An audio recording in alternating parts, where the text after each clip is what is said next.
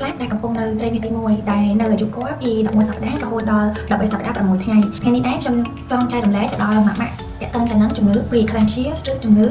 ក្រឡាភ្លើងជំងឺក្រឡាភ្លើងគឺជាជំងឺមួយដែលកាចសាហាវហើយបើសិនជាម៉ាក់មានលទ្ធភាពខ្ញុំណែនាំឲ្យម៉ាក់ទាំងអស់គ្នាគួរតែបានពិនិត្យមើលទាក់ទងទៅនឹងជំងឺបំរុងក្រឡាភ្លើងដែលអាចធ្វើទៅបានដោយមូលហេតុបើសិនជាយើងបានដឹងទុកមុនយើងអាចមានឱកាសទទួលបានថ្នាំដើម្បីបង្ការការកើតឡើងនៃជំងឺក្រឡាភ្លើងមាសទី3ភ្លើងគឺជាផលវិបាកមួយដែលកើតឡើងក្នុងកំឡុងពេលមានផ្ទៃពោះកើតឡើងដោយសារតែមានសម្ពាធឈាមឡើងខ្ពស់និងអាចផ្ដល់ផលប៉ះពាល់ទៅដល់សរីរាង្គផ្សេងៗដូចជាតម្រងនោមថ្លើមនិងខួរក្បាលបើសិនបើយើងរកមិនឃើញឬព្យាបាលមិនទាន់ពេលវេលានោះនឹងបង្កជាគ្រោះថ្នាក់ទៅដល់ម៉ែនិងកូនផងដែរជាទូទៅជំងឺបំរុងកណ្ដាលភ្លើងហ្នឹងគឺកើតឡើងនៅអាយុគាត់ចាប់ពី20សប្តាហ៍ឡើងទៅប៉ុន្តែយើងអាចពិនិត្យរកបាននៅពេលដែលម៉ាក់នៅត្រីមាសទី1ចាប់ពីអាយុគាត់11សប្តាហ៍រហូតដល់13សប្តាហ៍6ថ្ងៃដល់ការបូមឈាមដែលការរួមជាមួយនឹងអេកូរួមជាមួយនឹងការវាស់សម្ពាធឈាមរបស់ម៉ាក់ការមើលប្រូតេអ៊ីននៅក្នុងទឹកនោមក៏ជាវិធីមួយនៅក្នុងការ screening របស់ Preeclampsia ដូចគ្នាហានិភ័យសម្រាប់ម៉ាក់គឺអាចនឹងធ្វើឲ្យមានការលូតលាស់ទារកនៅក្នុងផ្ទៃនោះយឺតជាងធម្មតានិងធ្វើឲ្យមានការសម្រាលមុនខែផលវិបាកសម្រាប់ម៉ាក់ហើយអាចនឹងធ្វើឲ្យម៉ាក់មានការបង្កាច់អាចនឹងធ្វើឲ្យដាច់សរសៃឈាមធ្វើឲ្យដាច់សរសៃឈាមខួរក្បាលពីការឡើងសម្ពាធឈាមខ្ពស់ខ្សោយតម្រងនោម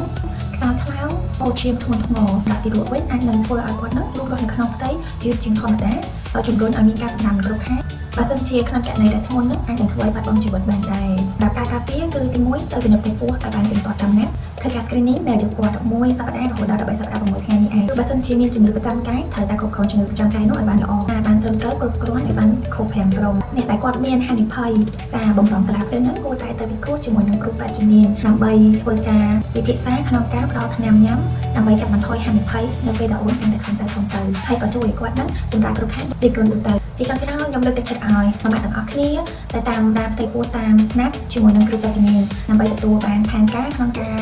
តាមដាននិងការពារឲ្យបានទាន់ពេលវេលាទៅតាមអាការៈរបស់ម្ដាយម្នាក់ចៅខ្ញុំសូមឲ្យស្ត្រីកម្ពុជាយើងដែលកំពុងតែទម្ងន់ពពោះកូនប្រុសស្រីទាំងអស់គ្នាទទួលបានសុខភាពល្អ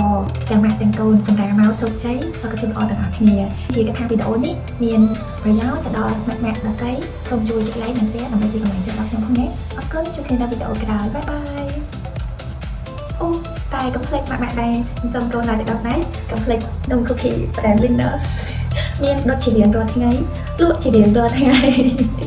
ចំពោះការប្រឹក្សារឿងទឹកដោះម្ដាយក៏អាចឆានចូលក្នុង page បានដែរម៉ាក់ទិញឬអត់ទិញខ្ញុំរីករាយនៅក្នុងការឆ្លើយតបជូនអ្នកទាំងអស់គ្នាបាយបាយ